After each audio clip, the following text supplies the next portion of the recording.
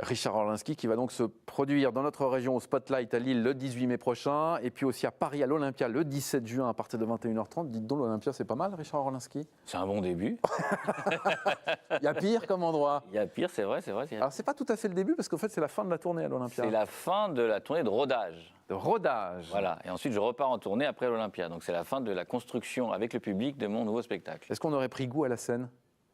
Oui, la scène, c'est grisant. Puis moi, ce qui me plaît, c'est la rencontre avec le public, c'est le partage, c'est les échanges. Et comme moi, j'ai un spectacle qui est un peu interactif, donc il se passe plein de choses et plein d'émotions, et la transmission aussi, donc c'est intéressant. Alors, il faut planter un petit peu le décor. Ça s'appelle Tête de Kong, Kong comme le singe. Oui, un peu vos sculptures fétiches. Oui, après, vous m'avez insulté pour démarrer, Tête de Kong. J'ai pas beaucoup apprécié ce truc, mais bon, c'est pas grave. Kong. Oui, Kong, Tête de Kong, oui, j'ai compris. C'est un spectacle dans lequel vous vous racontez?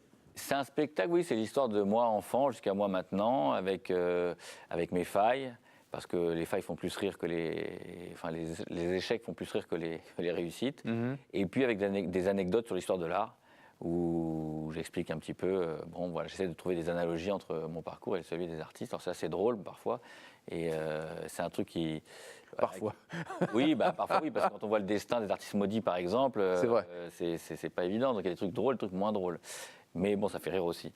Et l'idée, c'est quoi? C'est un spectacle qui se veut intelligemment drôle et drôlement intelligent, en toute humilité, hein, c'est pas de la prétention, ouais. Avec un message à la fin d'espoir en disant il faut croire en ses rêves. C'est un peu tout ce que l'ADN que je véhicule et le message que je véhicule, que j'ai écrit dans mon livre aussi quand j'ai écrit Pourquoi j'ai cassé les codes, c'est j'explique à chaque fois qu'il faut croire, qu'on a une petite voix intérieure et qu'on sait bien d'écouter les autres, on peut écouter des conseils, mais il faut d'abord s'écouter soi. S'écouter soi-même. Il faut savoir s'écouter soi-même, c'est très compliqué. C'est pas facile, vous avez raison. En tout cas, là, on va vous écouter et vous regarder avec un petit extrait. Vous avez quelques mètres, j'imagine, en tant que sculpteur.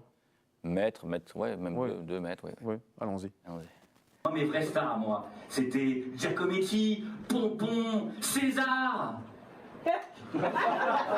Non mais franchement, je peux plus le virer 3 fois, 4 fois, 5 fois. Allez, enlève-moi ça, putain, c'est pas possible. Non, pas du tout. Giacometti, c'est celui qui a fait ça. Vous connaissez? Oui. C'est quoi?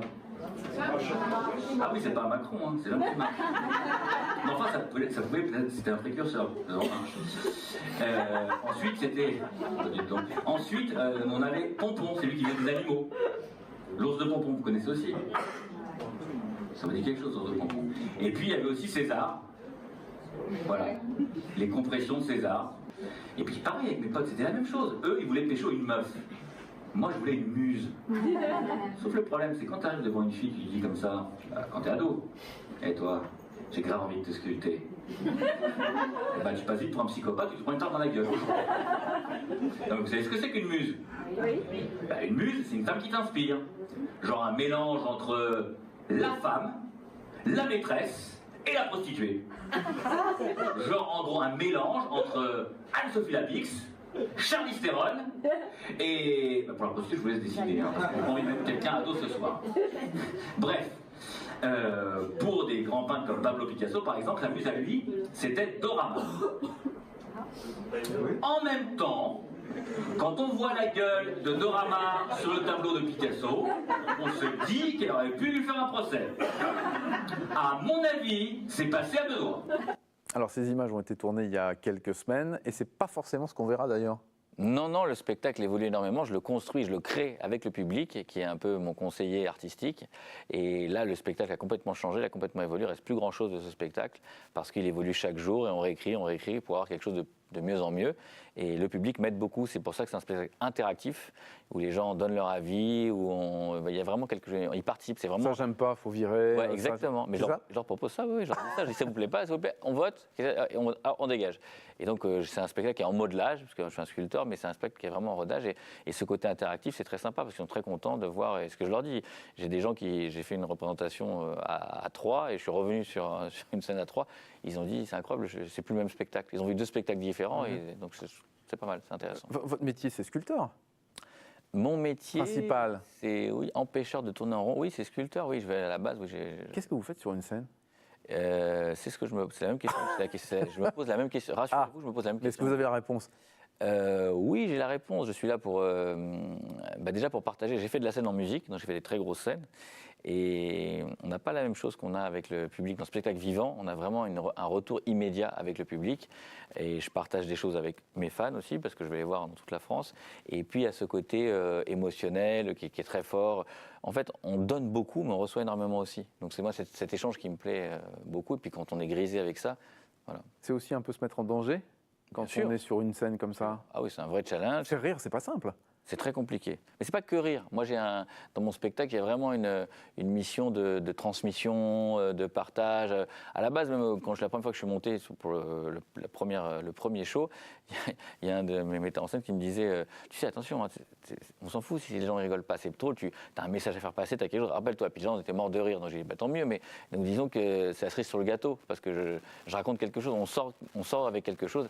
La semaine dernière, justement, dans le spectacle, il y a deux personnes qui m'ont dit écoutez, vous m'avez donné envie j'étais dans ma zone de confort, et voir toutes les vies que vous avez fait, ça m'a donné envie, et je vais changer de vie parce que c'était quelque chose qui était latent chez moi, mais là ça m'a inspiré, ça m'a donné envie de le faire. Et donc j'ai deux différentes qui m'ont dit franchement c'est très inspirant comme spectacle. Donc il y a un message, outre le fait de faire rire, il se passe quelque chose, il y a une profondeur. Il y a Laurent Baffy qui vous aide. Oui, bien sûr, Laurent Baffy. De quelle manière?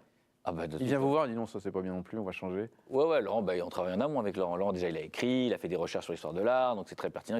Laurent, c'est quelqu'un de très cultivé, donc il s'intéresse beaucoup aux choses. Et puis bon, il est omniprésent, et puis c'est un vrai plaisir de travailler. Pour moi, c'est un génie, Laurent. C'est travailler c'est un maître. Donc le jour où j'ai pu travailler avec Laurent, c'est un copain, mais jamais j'ai pensé qu'on allait faire quelque chose ensemble dans le spectacle. C'est génial. Alors il y a pas mal de dates, mais deux qui nous concernent ici en région et à Paris, le 18 mai donc au Spotlight 21h30, et puis à Paris à l'Olympia le 17 juin prochain. Je voudrais qu'on revienne alors en 30 secondes sur les œuvres que vous avez montrées dans le bassin minier il y a une petite année avec le safari. Safari culturel, oui.